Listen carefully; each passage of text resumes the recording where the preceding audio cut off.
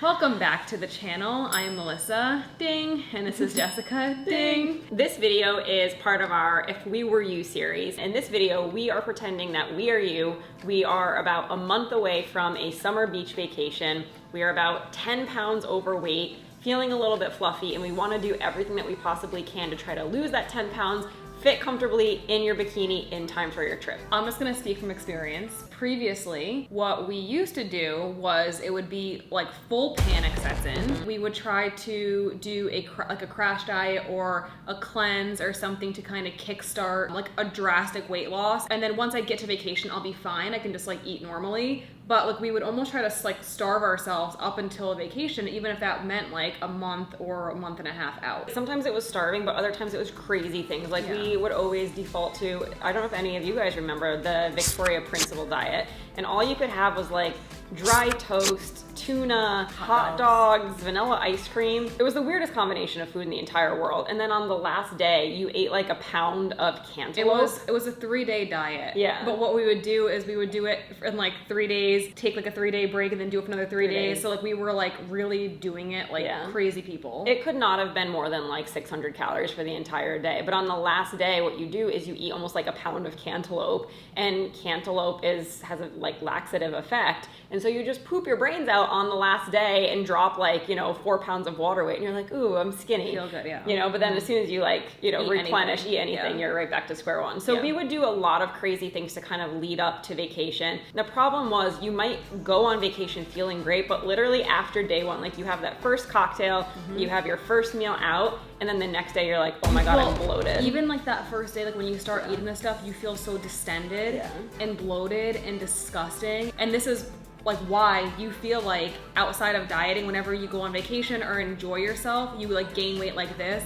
But it's just because you're eating so little leading up to events that like your stomach is just, it really is just kind of bloated because it's not used to like that type of food or drinks. The other thing that I think we should just all start by acknowledging is you're not gonna lose 10 pounds in a month. It's not gonna happen unless you're doing something that's extreme and extremely restrictive, or something that's causing you to cut out food entirely, which is just not good, because again, you're gonna have that massive pendulum swing back in the other direction as soon as you get on vacation, and you're gonna gain a ton of weight back immediately. That being said though, I think that a lot of people have like, I just want to lose 10 pounds before vacation. Like that's just like a magic number that people always say. It's always in your head of, I just want to lose 10 pounds. You actually can make significant progress in a month by not doing anything drastic. It might not be 10 pounds on the scale, but I guarantee you're gonna feel a hell of a lot better. It's like getting into your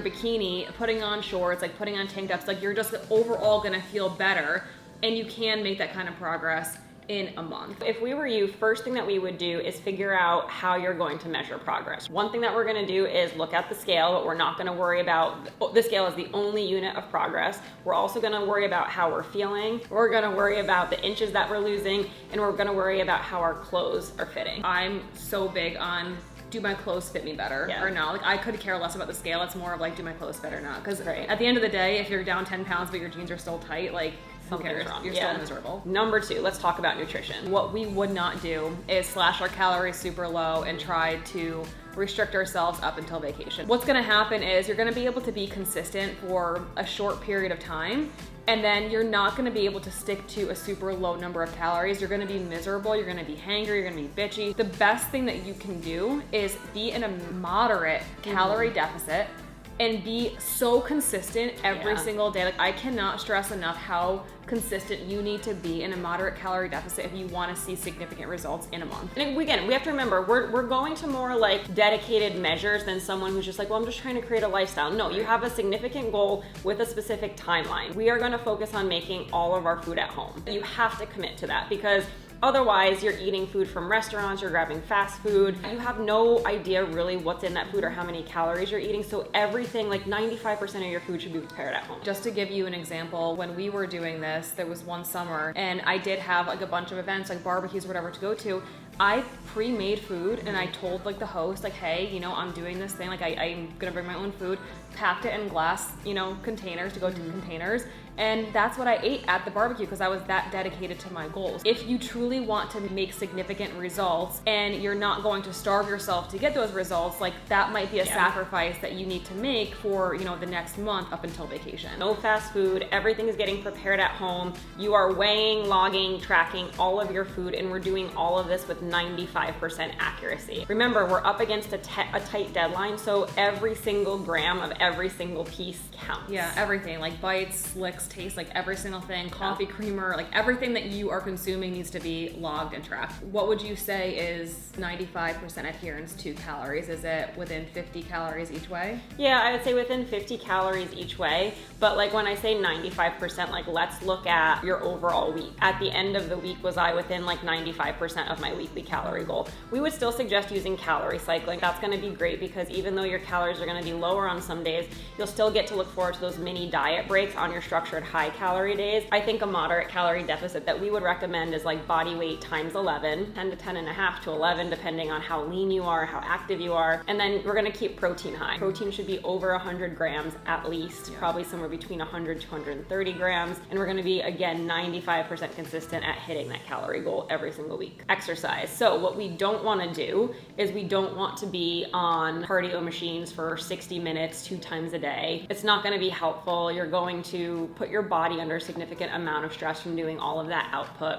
A lot of times when we are overstressing our bodies, they don't respond well, especially if you have an extreme history of dieting or chronic dieting. Let's focus on strength training, and I would say we should probably be strength training a good 5 times a week if you want to see maximum results. And like push yourself hard when you're strength training. Like this is not just kind of going through the motions. This is like you're being intentional, like you're pushing really hard. Beating your logbook every single time. So again, you should be keeping a logbook. Every single time you step into, you know, a session, you're going to be beating your weight from last time, you're gonna be beating your reps from last time. I would say probably looking at something like, you know, a maximum of 3 days on and then taking 1 day off before you go into your next set of days. So we're doing about 5 days a week of strength training. How many days of cardio? I would say 4 days of cardio. Not necessarily high intensity. I'd probably do like medium intensity cardio. You're out of breath, right? Like you're not like completely winded, but you're out of breath. You can't really hold a conversation. You're pushing yourself.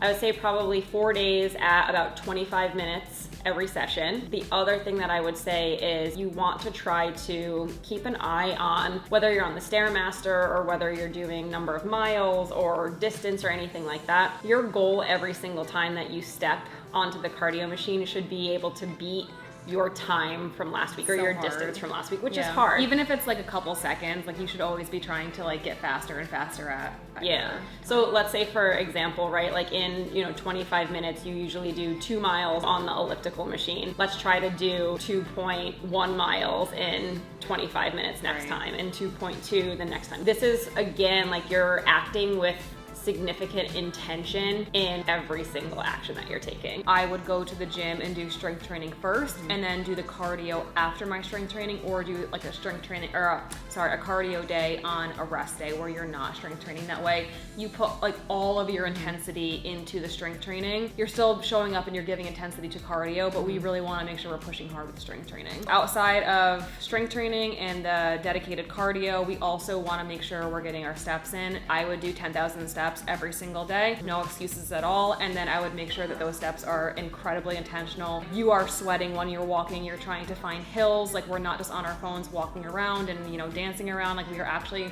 going for walks and like walking with intention. And the thing is, right, if you're doing this much activity and you're acting with this much intention in your activity, we have to remember that rest and recovery is also very important. We should not be at the gym 7 days a week. We should not be doing cardio multiple times a week. Your recovery periods are going to be extremely important for your body to be able to recover from all of the activity and then go back into your next session with enough, like, you know, gas in the tank to make it effective. 7 hours of sleep minimum, making sure that you are taking your rest days. You can still keep them active. You still should be, you know, getting your steps in, but rest days are going to be super important. I would say definitely water. Like you want to hydrate. If you are someone who like you're consistently hitting a gallon, maybe try for 1.5 gallons, especially if it's the summer, it's like hotter, you know, time of year. You're gonna be sweating more, especially in the gym with cardio. Like you wanna try to get at least 1.5 gallons of water in every single day. The biggest thing to remember is that every week you might not see like an immediate drop. And so this is why we kind of have to be patient, and we have to just almost like set up your tasks for the day. We have to be almost militant like during this month. Set up your tasks for the day. Each day you're checking the boxes every single day, not just going through the movement, but like, okay, got my steps in today. Okay, did my nutrition today. Yep. Like we're hitting every box every single day. And we get through like the entire month. Some women, the way our bodies respond, especially mine, I can do like, you know, 2 weeks of being 100% dedicated to everything, like nailing my nutrition, nailing cardio, nailing strength training, and my body won't respond at all to the point where I'm like, something's wrong, I'm broken, like my hormones are off. And then the day that I'm like, something's wrong, it's usually 1 or 2 days afterwards, and like I just see a massive drop like that. Give yourself patience and grace as you're going through this, and just know if you are hitting your protocol the way that you're supposed to, 30 days later, you're gonna be totally fine. When you are dieting this way ahead of vacation, what happens is you're in a moderate calorie deficit. So you're not starving yourself, you're not like doing crazy crash diets. And so when you get to your vacation, you're not gonna sit there and binge eat everything in sight because you've been restricted for so long. This is gonna almost set you up to have a successful vacation as well, where you can go in and like responsibly vacation, where you can have cocktails, you can enjoy yourself, but you're not gonna overdo it and pack on 20 pounds by the time you come back home. The last thing that I wanna say is I understand waiting till the last minute, because that's just who I am as a person, to want to try to get this weight off, you know, in the month before vacation. However, if we were doing it and we were doing it right based off of what we know now, you would be doing this to try to lose 10 pounds about 3 or 4 months before vacation starts. And in the month before you go on vacation, what you actually should be doing is reverse dieting up to your maintenance calories, because what that's gonna let you do is go on vacation, not worry about what you're eating, and come back without gaining any weight at all, because your body will be at a much higher level of calories. This is kind of like the first part of this was like, if you are panicking and you're like, oh my God, I have vacation in a month, like I really do want to feel good, that's what you do. Now, if you're someone who, you know, your vacation is like in August, September maybe or something, then you might want to think about a reverse diet. We have, you know, videos on that, so go check those out. Hopefully this was helpful for you guys, and if you have vacation, let us know where you're going this summer. And let us know if we can come. I mean, yeah, we're an fine. invite would be nice. Yeah. I mean, you know, we make Get this out video here for trying you, to help so. you guys. We could just be rewarded with a vacation. I don't mind. I like to travel. We're good. Yeah. Okay. All right. Have fun. Bye. Bye.